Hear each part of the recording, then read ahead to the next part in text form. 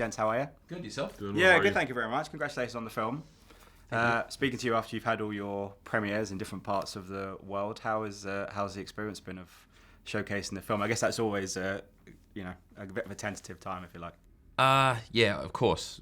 Putting yourself out there is always a tricky thing, but it was actually exhilarating to see the movie play with real people, both in New York and London. The energy in the room was fantastic, and people seemed to be very engaged with it. So I think that was just really heartening. How have you found the I've found experience? it just very exciting too. I think the process of making a film is so long. I mean, even for me, writing a novel is quite long. But obviously, there are very few moving parts in a novel. It's just sitting down at a desk for a few years and working. With a film, as I've been learning, there's so many different elements, and it sort of feels like a miracle when it finally gets made. And to be then in an audience and to see cities like London and New York, to see audiences turn up and watch the movie in a cinema, it really sort of feels like it has come full circle. That's sort of why we did it, was to get a chance for people to sit and watch it on the big screen and react to it and discuss it and talk about it. And so it's really been really nice. What's the collaboration been like within you two? Because obviously, I've spoken to many writers over the years, and they're obviously quite precious about their work, and sometimes things can get changed, and as it was with this, everything else. So how has the collaboration? How long has it been? I think I'm quite precious, but in this case, I actually wanted Garth, we were writing it together, and I certainly wouldn't want him to feel like he has to be beholden to the novel. To me, I felt like the novel was its own thing. It's kind of standalone. When he and I started working on the screenplay, my feeling was I wanted us to sort of not feel like, oh, we have to maybe include this part of it, or we have to change. Let's just discover, because that's sort of been the way I always work. Even when I'm on my own, I don't outline, I don't plan too much. I just want to, what I say is like follow the excitement, follow what feels interesting or exciting for me. And that's sort of what Garth and I did. I think we had the book, we went through it, and then we just sort of started writing. I mean, we also, it was such a great process, but also I think we also had our boundaries. So, if Iain, and when you have that great relationship, if Iain says that's just too far, you just respect it. Or if I go, no, I don't feel comfortable there. So we both respected each other's boundaries, I guess. And in a way, it just made us very free. And it was actually a completely enjoyable process from beginning to end. And, even on the movie working, I would be ringing Iain regularly, as we're kind of exposing and drilling down into the backstory with the actors. I mean, the process just doesn't stop in terms of finding the truth of something. So, we're constantly, and Iain was on a lot of the Zooms with the rehearsal. We met a lot of, space experts and to help Paul understand what happens to the body in space. And there was a lot of depth that went into the rehearsals. So the writing, I like having the writer, even if I'm not a writer. I love having the writer nearby to just kind of access those key points along the way. I know a lot of filmmakers say 80, 90, 95% of a film is casting. And obviously with something like this, there's a two-hander / three-hander as everything else.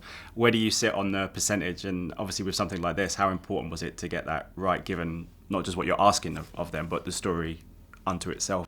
I think for this, it was critical. Yeah. It was a three-hander. There was nowhere to hide. It was very complex. The performances were very complex, and I wanted to feel believable. So I didn't underestimate it. And if I didn't get Saoirse or someone that great, I'd be very nervous going into it. It'd be like a deck of cards, house of cards. So, yes. So very determined and very focused, and to get exactly what we needed, and we did. So super happy about that. Yeah. And you've got this location as well, which is, I loved the kind of juxtaposition between the house and the walls, all that kind of stuff, and then obviously the world outside. How important was that for you in terms of telling the story? Because it's a very insular thing, but also you're dealing with AI and the future and all that kind of stuff. How much of a juggling act was that? And how important was it for you to make sure that those things were right? I guess for me, what interests me was the farm was like a window into the natural world, which is not in great state, but also kind of reflective of what Junior's been holding on to, the generational kind of passing of his family and what Hen's kind of trapped within as well. So that the nostalgia of that was very important. And then contrasting that up against when we do get those little glimpses out to the outside world, we kind of get this feeling of this imminent future of kind of corporate takeover and this earth just being used and abused. So I guess the world building felt very honest and truthful, but it was also kind of supporting, I guess, the deep themes of the story. Yeah. And when you wrote this, obviously talking about AI, and it's obviously become more and more prevalent, and there's obviously the world of the strikes that are happening, and that's kind of a big thing. Did you foresee when you first wrote it that it would kind of snowball even further? Because it's become a very prevalent thing over the last couple of years. That was sort of really by chance, because I think back to when I actually started writing the novel, when the idea first came to me. It's probably 2014, 2015, somewhere in that. So almost a decade ago, when I first started to just plan out what I wanted to write about. And in that time I knew there was something I wanted to write about with space. I was thinking about our relationship to space as humans and how that was going to change. And also AI, at that time it was just kind of starting to be discussed in a way, but it was still very theoretical. No one was really thinking about it other than certain types of scientists were really thinking about how it was going to affect our daily lives. And that was kind of intriguing to me as a writer, thinking about how I could project a story onto that and use both AI and space in the story. And as I was writing it and working more on it, I realized both of those were just devices. Really, I was writing about a relationship. That became evident as I wrote it. Those two aspects of it were metaphors, to get at what I was really interested in, which is the decline of a relationship, basically through neglect, taking it for granted, which is reflected in the film, in the landscape, how the world looks. So it just has been strange that as we've then worked on the movie and it started to come out, that this year especially, AI has become such a relevant topic. And it's interesting to think how now most of us think about it differently, and we all realize it's here and it's going to change all of our lives. It's going to be a huge part of all of our lives in a way that we still can't fully predict, but we know is certain. Yeah.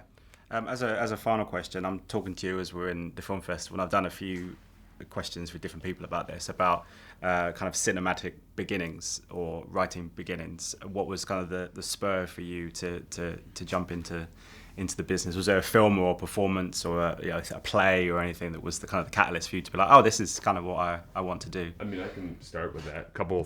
I would say, for me, the very first opportunity was with my first book, I'm Thinking of Anythings. When I wrote that, I mean, it's a very philosophical, internal book that mostly takes place in a car. So I was not thinking anything to do with any kind of cinematic adaptation. That was not on my radar at all. And then there was some interest to get it adapted. And so going through that process as a complete surprise, it was such a pleasant, interesting process. I feel like I learned a lot. That was sort of my introduction to the film world and made me think I'd like to kind of try that again sometime. I had a couple of things. I guess a turning point for me was I was in Brisbane in Australia, and it was like a heat wave, horrible heat wave. And I just went to the art gallery to get into the air conditioning. And by coincidence, there was a retrospect of Fellini's work. Okay. I go, who's this Fellini guy? And I was quite young and still at school. And I went in and just watched all of his movies all day. And that did something pretty profound to me. I always loved cinema, but didn't think to be a director. And then later on, I was at art school, graphic design art school, and then the computer was designed and the internet. And I hated it because it was less tactile and everyone was doing code, and I thought, oh my God, it's the death of art. So I just started mucking around with video cameras. And then my dad bought me a Bolex wind-up camera for my 21st. And I was involved with a community project. Anyway, I just didn't know what I was doing, and I was just filming stuff. And I cut it together in my apartment, stuck it together, sticky tape, projected it, and I felt emotion. Like there was something magical happening, and that's when I fell in love. I thought this is magic, like this is alchemy. And then I got a feeling for what the form was. Yeah. That it was something it's not tangible, it's two images create something that's not there. You know, was really exciting. I thought, wow, this is fun. Nice. And that was it. I got the bug. I like that. Also, you shouldn't talk about heat waves in the UK. It's just a weird thing at the moment with us over the last couple of years with heat waves. It's coming, man. It's coming. It's all coming for everybody. Guys, I wish you all the best with the movie. Thanks so much for your time. Thank you. Thank you so much. Ladies and gentlemen, you're watching Hey You Guys! Hey, you guys! Hey, you guys! Hey, that's what they all say. Hey, you guys! Hey, you guys!